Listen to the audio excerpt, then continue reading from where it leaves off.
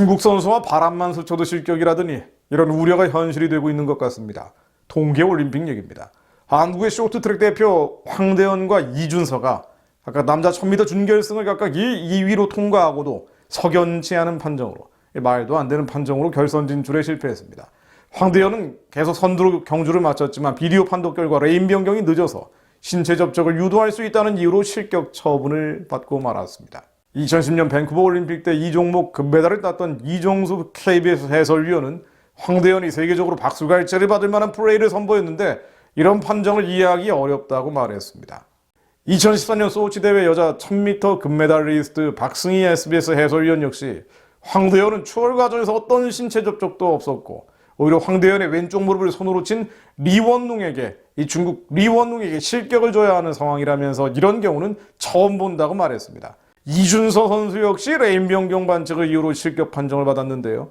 올림픽 쇼트트랙에서 금메달 4개를 땄던 전희경 대한빙상경기연맹 이사는 레인 변경 반칙 판정이 쇼트트랙의 묘미를 정말 떨어뜨렸다면서 올림픽의 수준을 떨어뜨린 정도였다고 비판했습니다. 결국 중국 선수 3명이 총 5명이 출전하는 결선에 올랐고요. 결선에서도 헝가리 류샤오린이 2분 26초 74로 가장 먼저 결승선을 통과했지만 비디오 판독을 거쳐서 옐로우 카드를 받으면서 중국 런쭈웨이가 금메달, 역시 중국의 리원룽이 은메달을 차지했습니다. 이거 나중에 제가 영상을 보고도 정말 어이가 없던데요. 결승전 바로 앞에서 중국의 런쭈웨이가 헝가리 류샤오린의 팔을 잡아당기면서 먼저 들어가려고 했지만 류샤오린이 밀지 않고 끝까지 버텨서 뜻을 이루지 못하는 영상인데요. 류샤오린은 런쭈웨이의 다리에 걸려 넘어지면서도 두 팔을 번쩍 들고 환호를 했고 최종 판정을 기다렸습니다. 하지만 류샤오린이 경기 도중 런쭈웨이의 진로를 방해했다는 이유로 옐로우 카드를 받아 실격 판정을 받은 것입니다. 이 베이징 동계올림픽은 이것뿐 아니죠. 문제가 한두 가지가 아닌데요. 이른바 문화공정도 선을 넘고 있습니다. 개막식 행사에 한국 전통 의복인 한복이 등장을 했죠. 개막식 전에 조선족 자치주가 있는 기림성 소개 영상에는 한복 윷놀이, 강강술래 장면이 담겼습니다. 이미 중국 최대 포털 사이트 바이두 백과사전에는 한복은 한푸에서 기원했다고 나오고요. 중국 게임인 샤오닝리키라는 데서는 한복이 중국의 복식이라고 소개되어 있습니다. 중국이 원조라는 거죠. 이번뿐 아니라 상당 기간 억지 주장을 반복했다는 건데요. 이른바 문화 동북공정의 근거라고 볼 수도 있습니다. 미필적 고의라고도 볼 수 있고요. 한국 문화는 중국의 지역적인 문화에 불과하다. 56분의 1이다. 이런 주장을 하려고 하는 것입니다. 자, 그런데요. 이런 일들이 벌어지는 이유가 뭔지 생각해 볼 필요가 있습니다. 이런 행태는 한국 정권이 침묵하거나 미온적으로 대응한 것이 원인입니다. 지성호 국민의힘 의원이 외교부로부터 제출받은 자료에 따르면 2018년에서 2021년 일본 교과서의 역사 왜곡을 이유로 정부가 주한 일본 대사관 관계자를 초치한 횟수는 6건, 항의 논평 발표는 2건, 성명 발표는 2건이었습니다. 반면에 같은 기간 중국 역사 교과서들에도 수양제가 고구려를 정발했다는 등 왜곡이 한두 가지가 아니었음에도 아무런 대응하지 않았습니다. 외교부 당국자는 이번 한복 논란에 대해서도 중국 측의 고유한 문화에 대한 존중과 문화적 다양성에 기초한 이해 증진이 필요하다는 입장을 지속적으로 전달하고 있다면서 한복이 전 세계에 인정을 받는 우리의 대표적인 문화 중 하나라는 점에는 재론의 여지가 없다라고만 밝혔습니다. 베이징 올림픽 정부대표단을 이끌고 있는 문체부 장관 황이라는 사람은 이렇게 얘기했더군요. 소수민족은 양국 간 오해의 소지가 있을 수 있다. 싸우자고 덤비는 순간 과연 실익이 뭐가 있느냐. 그러면서 공식 항의 계획이 없다는 것을 분명히 했습니다. 일본에 대한 잣대와 중국에 대한 잣대가 완전히 다르다는 것이죠. 최근 논란이 되고 있는 산불 정책이라는 것도 마찬가지 맥락입니다. 2017년 10월 30일 강경화 외교부 장관이 국회 답변을 통해 밝힌 것이 이 산불이라는 것인데요. 사드를 추가로 배치하지 않겠다. 한미일 군사동맹에 참여하지 않겠다.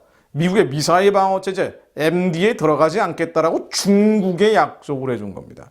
국민의 생명과 안위가 걸려있는 안보 주권을 한중 정상회담과 바꿔먹은 외교 참사라고 볼 수 있는데요. 머리 위에 북핵을 이고 앉으면서도 얌전히 머리 조아리겠다. 우리는 사드 추가 배치 안 합니다. 한미일 군사협력 안 합니다. 미국과 미사일 협력 안 합니다. 이런 식으로 우리 주권을 사실상 중국 앞에서 포기해버린 것이죠. 실제로 동북아시아를 연구하는 순수 민간 독립 싱크탱크 NEAR 재단이라는 곳이 있는데요. 이 니얼 재단에서는 2021년 11월 발간한 외교의 부활이라는 자료에서 이 산불 정책을 주권 포기 행위라고 비판하고 있습니다. 미군의 MD를 본토 및 동맹국에 대한 핵 위협에 대비하는 핵심 기제로 발전시키고 있다면서 미사일 방어 상호 운용성 강화는 기술 발달에 따라 거부할 수 없는 협력 방향이라고 했습니다. 첨언하자면 북한의 핵미사일이 한국의 심장을 겨누고 있는데 이런 식의 산불 정책을 한다는 것은 중국 앞에 굴욕적인 주권 포기라는 설명입니다. 그럼에도 이번 대선 후보 TV 토론에서 이재명 후보 산불 정책 계속돼야 된다는 요지로 얘기를 했죠. 문재인 정부의 산불 정책이 유지돼야 하느냐는 국민의당 안철수 후보 질문에 대해서 정확하게 말하면 산불 정책이 아니고 세 가지 한국 정부 입장이라면서 적정하다고 생각한다. 중국과 경제 협력 관계 때문이다라고 답을 했습니다. 이에 대해서 안철수 후보는 그럼 너무 굴욕적인 중국 사대주의 아닌가라고 반문하기도 했죠. 이재명 후보는 이어서 사드에 버금가는 LSAM, LSAM 미사일 조기 개발이라는 대안을 제시를 했지만 제가 앞서 말씀드린 외교의 부활이라는 책자에서는 한국이 개발 중에 있는 LSAM, LSAM 미사일은 서로 따로 작동하면 북한의 핵 공격에 효율적으로 대응한 것이 불가능에 가깝다고 기술하고 있습니다. 전문가들이 북한 핵미사일을 막아낼 수 없다, 불가능하다고 얘기하는 것을 대안으로 제시를 한 거죠. 자, 정리해 보겠습니다. 이면적으로, 이데올로기적으로 친북은 친중으로 갈 수밖에 없습니다. 북한과 중국의 공산주의 일당 독재에 이념적으로 동조 혹은 동조까지는 아니라 하더라도 침묵하고 방관하고 연대하는 생각을 하기 시작하면요, 자유민주주의 시장경제 일본, 나아가 미국에 상대적으로 적대적이 되죠. 폐쇄적이고 전체주의적인 대륙 문명을 개방적이고 자유주의적인 해양 문명보다 더 우월한 가치로 두기 마련입니다. 문제는 이런 대륙의 흐름들이, 이런 전체주의적인 흐름들이 반기독교 통제사회, 감시사회를 본격화하고 있고 그것을 남하, 남진, 확산시키고 있다는 겁니다. 만약 한국이 이런 흐름에 대해서 방관하고 심지어 동조한다면 한국도 반기독교 통제사회, 감시사회 안에 빨려 들어갈 수밖에 없습니다. 어떤 면에서는 한반도를 둘러싸고 있는 영적인 지도 자체가 매우 버거운 상황인데요. 이른바 남한의 인본주의 좌파뿐 아니라 이 인본주의 좌파는 북한과 연합을 하고 중국과 연합을 하고 있는 것이죠. 북한을 열고 땅끝까지 복음을 전해야 되는 복음주의자들 입장에서는 남한의 인본주의 좌파뿐 아니라 북한 공산주의, 중국 공산주의와 대척점에 서 있는 것입니다. 아주 버거운 상들을 만나고 있는지도 모르죠. 그러나 그렇기 때문에 우리의 싸움이 아닌 이것은 하나님의 싸움임을 분명히 할 필요가 있습니다. 우리는 말씀으로 돌아가서 하나님의 말씀이 한반도와 동북아시아 전체 열방 곳곳에 응할 수 있도록 기도합니다. 시편 1편 1절로 복이 있는 사람은 악인의 꾀를 쫓지 아니하며 죄인의 길에 서지 아니하며 오만한 자의 자리에 앉지 아니하고 오직 여호와의 율법을 즐거워하여 그 율법을 주야로 묵상하는 자로다. 세상적인 방식, 세상적인 방법이 아니라 오직 여호와의 율법을 즐거워하여 그 율법을 주야로 묵상하는 자로다. 남은 자들은 하나님의 말씀을 종일종야로 읊조리며 하나님의 말씀이 한반도와 열방 가운데 응할 수 있도록 기도합니다. 이것이 먼저입니다. 시편 119편 23절로 방백들도 앉아 나를 회방하였사오나 주의 종은 주의 율례를 묵상하였나이다. 시편 기자 역시 다윗도 방백들이 나를 회방하고 있을 때 이 수많은 공격 앞에서 먼저 주의 율례를 묵상했습니다. 하가했습니다. 하나님의 말씀을 종일종야로 작은 소리로 읊조렸습니다. 교만한 자가 무고히 나를 엎드렸으니 저희로 수치를 당케 하소서. 나는 주의 법도를 묵상하리이다.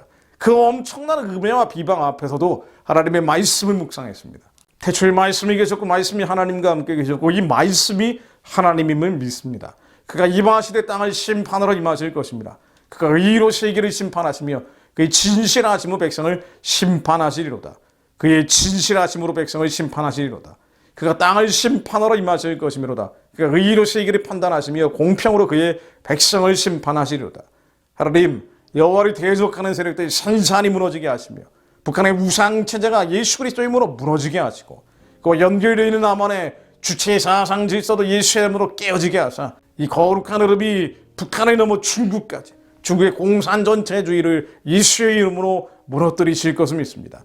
주님께서 의로 세계를 심판하시며 그의 진실하심으로 백성을 심판하실 날이 속히 오게 하옵소서. 이 수년 내 주님의 말씀이 한반도 위에 응하게 하옵소서. 주님 의로 세계를 판단하시며 공평으로 백성을 심판하신다는 말씀이 한반도 위에 응하게 하옵소서. 동북아시아 전체에 응하게 하옵소서. 북한 기비선 우상의 질이 예수의 이름으로 무너지게 하시며 무너진 자리에 거룩한 하나님의 성전이 세워지게 하시며 공포의 누에 있던 자들이 예수의 이름으로 회복돼서 만주로 연해주로 달려가게 하시고 200만 조선족들이 일어나 중국 대륙을 향해 달려가게 하시며 550만 라오가에 갇혀 있는 수많은 중국의 지하 기독교인들이 풀려나게 하시고 그들이 함께 우즈베키스탄, 키르기스탄, 카자흐스탄, 아랍 국가를 향해 전진하게 하사 예수 오실 길을 예비하는 자들 하나님 저희를 사용해 주옵소서. 북한의 기비성 우상 체제가 예수 이름으로 속히 무너지게 하옵소서. 중국의 공산전체주의가 예수 이름으로 깨어지게 하옵소서. 하나님 말씀으로 한반도와 중국 대륙 전체에 임하여 주옵소서. 한국의 그리스도인들이 이 시대를 분별하게 하시고 이 때를 깨닫게 하옵소서. 말씀으로 기도하며 하나님의 말씀이 믿어질 때까지 종일종일로 주님의 말씀을 붙들며 기도하게 하옵소서. 그가 임하시되 땅을 심판하러 임하실 것입니다. 그가 의로 세계를 심판하시며 그의 진실하심으로 백성을 심판하시리로다. 그가 땅을 심판하러 임하실 것이므로다. 그가 의로 세계를 판단하시며 공평으로 그의 백성을 심판하시리로다. 예수 그리스도의 이름으로 기도드립니다. 아멘.